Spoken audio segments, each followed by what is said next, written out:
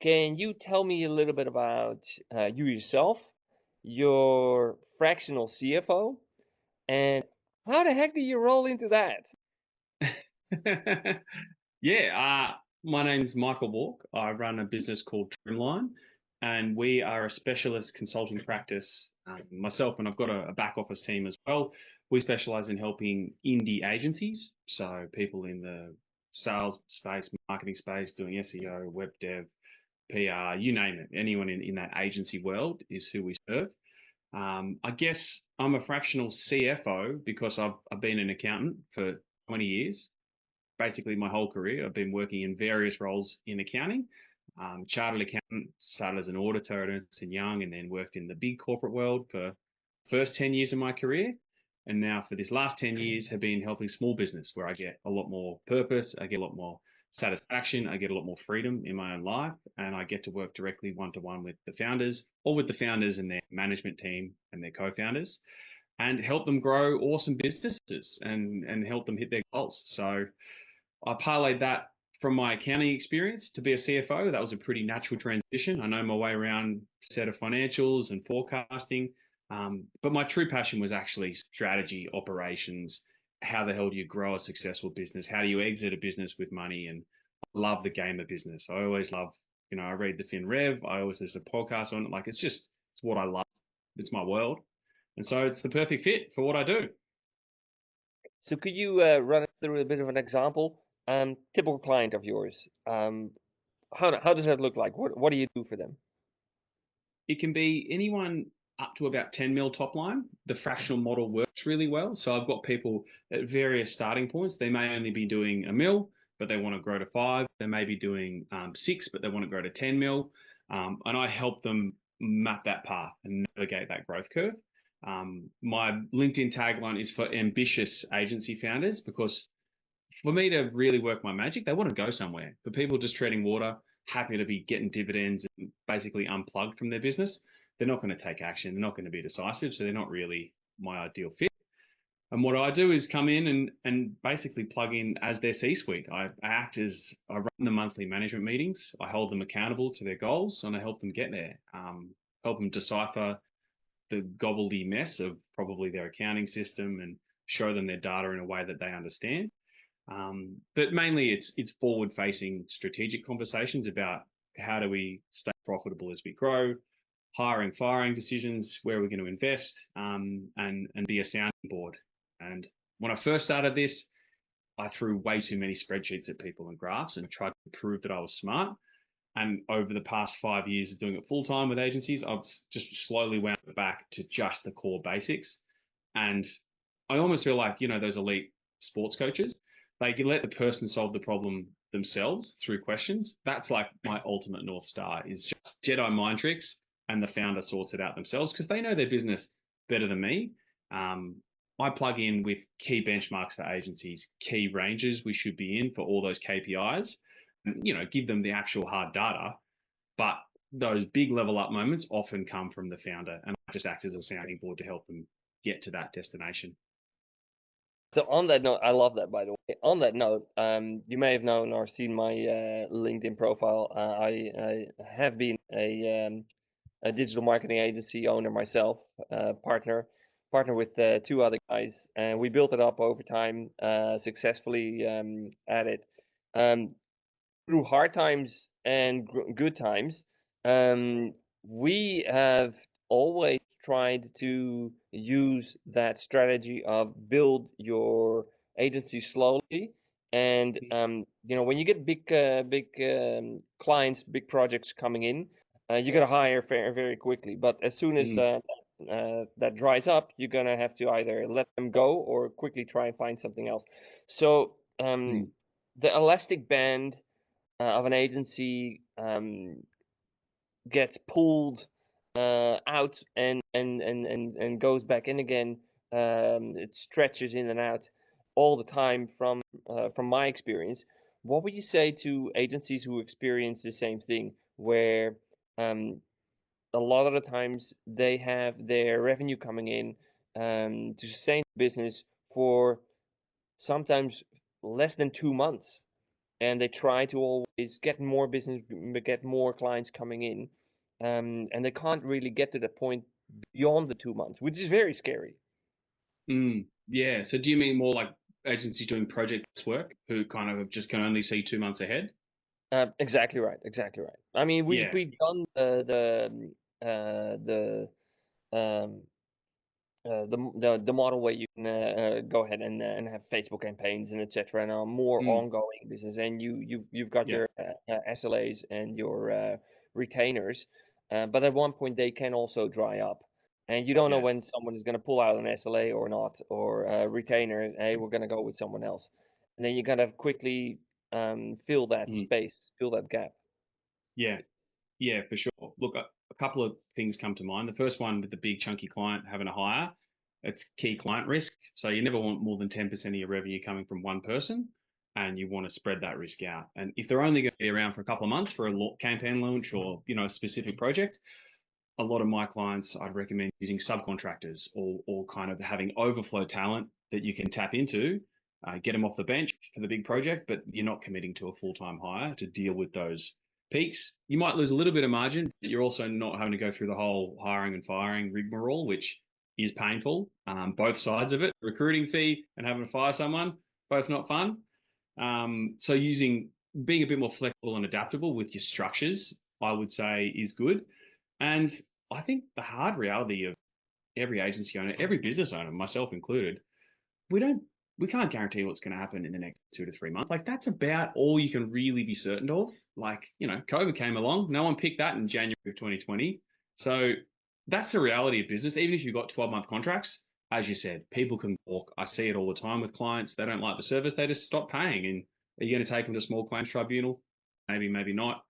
So to help with that rubber band you mentioned of like the stress of when it goes up and the down, I always try and advocate for financial discipline. Have working capital in your business, build cash in your business. So you've got options, you have time. So if you do lose a couple of clients, but you've got some rock star staff, you can afford to take a loss for a couple of months whilst you hustle in the background and find more sales to build the company back up because you want to hold on to them. So having cash and good margins gives you options across the board, and that's probably the last thing I'd say.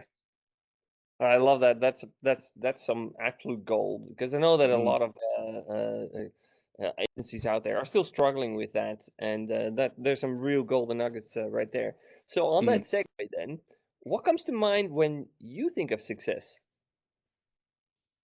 So, what comes to mind when I think of success? It's not it's not Warren Buffett, and it's not the titans of industry. I think often some of the most celebrated entrepreneurs are probably workaholics. Like Steve Jobs is this celebrated titan of the industry, but I don't know what his home life was like. So for me, the success is probably the people we don't see that have balance and stability and have got all areas of their life covered, and work isn't 90% of it. Because for me, Trimline, our brand, is about balance. It's a sailing boat behind in an abstract way. It's about navigating life and choppy waters with some balance. Funnily enough, you did tell me this question before we spoke, and I thought I'd bring this post-it note, which I have on my fridge, which is, you probably can't see it, but I'll read it to you. It says real luxury, but for me, real success: time, health, a quiet mind, slow mornings, travel, and a house full of love. And I think that's for me, if you can have all of those things, and have a business that helps you succeed in those areas, I feel like that's success to me. Well, that is the most beautiful answer, and I'm gonna go write that down after this Yeah, conversation. So that yeah. inspires me a lot.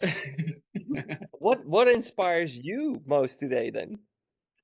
Yeah, I, especially as I've tried to become like we all have to be LinkedIn influencers, right? We're all coming up with content marketing constantly for our business. Now AI is in the circle. Like we all just have to be more human and be more authentic or share more online to combat being copied by a robot.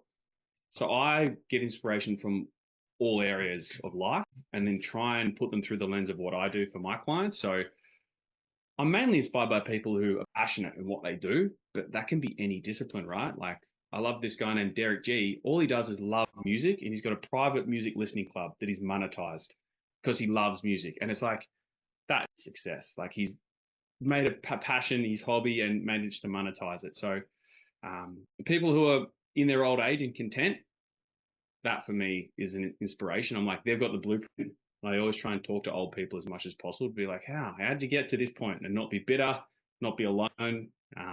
So trying to find those people on the path ahead of me, and try and take their lessons as well. So it's not, I read a hell of a lot of business books, so I've got like, an endless stream of those entrepreneurial ideas, but I feel like to balance you out, you need other areas of life and other passions to kind of put it into your cauldron or your soup and mix it all together to make your own blueprint. I absolutely love that. That's very inspiring, again. And yes, we do need to look after our elders and take note. So many learnings there. I see a pile of books behind you. That's quite Yeah, impressive. yeah. Surely you have some favorite quotes or sayings from those books? These are all I have to be honest here. These ones here are my to read. These are the read. So like, this is public shaming of books I've bought but haven't yet read. So I don't have any like Ray Dalio gold, but it'd be some quote on compound interest, I'm sure Ray would say. But um, probably the one, and it's some of the best quotes are overused. But the one that, especially, I just had my first child last year, so I've got a 6-month-old at home, and through the whole pregnancy, and I've just started using this saying in business with clients as well, and it really is so. It's like a Swiss Army knife saying, and I love it. And it is, let's cross that bridge when we get to it. And it's simple, but it's powerful. It pulls you back to the present and be like, is this a decision you need to make today? Or are you going down a mental rabbit hole and wasting time debating scenarios that haven't presented, scenting what ifs, could happens? It just removes all of that anxiety that our brain tries to just focus on the future and think about all these worries. It's like, is this a decision you need to execute on today? No, let's cross that bridge when we get to it. And it's been a really powerful way to bring me back to the present and just control the controllables. And it's like, it's a bit of a Swiss Army knife because it does a few things in the one saying. But that's been super, super useful, especially with young kids and having to plan their whole life and future ahead. It brings you back to like now. Absolutely love that. That is fantastic. And something for me also to put into play in life, and definitely for everybody else. Um, on that note, we've talked a little bit about the business. We talked a little bit about the industry. We've also had a little bit of an inspiration and favorite quote and saying. What I would like to ask you as well, as a bit of a final question, what do you think will not change in the marketing sector or in your specific industry that you work with in the next, let's say, 5 to 10 years? Yeah, it's so hard to see the noise through the hype with what the future will bring, right? Feels like everything's getting quicker and speedier and more uncertain. But I think for me in the marketing sector, specifically the agencies I help, the need for top talent and the need for quality humans in your organization isn't going to go away. I see AI and everyone's scared about it cutting labor costs, and it hasn't yet. It's just made people more efficient. It may have an impact on total labor costs eventually, but you still need A-grade talent to have a successful business. So as the founder, being a leader people want to actually listen to and being able to foster that, that's a talent that's not going out of fashion, I feel like. Or that's a skill that's not going out of fashion in building a rock star team. And then all the classic financial discipline things that I'm always spruiking to clients, like need for discipline in your spending, make good investments, monitor the ROI, build cash. Like those are just the physics of business. That's not going to go change anytime soon. Um, and probably, the last one is just spotting trends and cycles that are worth investing in, and then also ones that are not, and making smart bets about which hype cycle you want to jump onto, which ones, everyone obviously sees AI is here to stay, but we've had, crypto comes and goes, and, virtual Meta renamed themselves to Meta, but no one's hanging out online virtually yet. So kind of you got to pick your horse in the race, if you will. But I see a lot of my agencies now adapting really well. Like all my search and SEO specialists, they're just moving into LLMs. They're just augmenting what they're doing and offering different services with the new environment. So, being able to adapt and be flexible, that's where having the top talent comes in. They can learn on the job, and you can sticky tape together a new solution. I absolutely love that. Absolutely fantastic. What I forgot to ask, where can we find you, Michael, and where do we go to get a hold of your expertise? I'm on LinkedIn as Michael Wark, Wark. So I hang out on there, try and post most days or every other day. And then in terms of the business, our kind of fractional CFO business, you can go to trimline.co. So that's trimline.co. And that's our website where you can learn a bit more about the services. You can also book a call there if you're interested.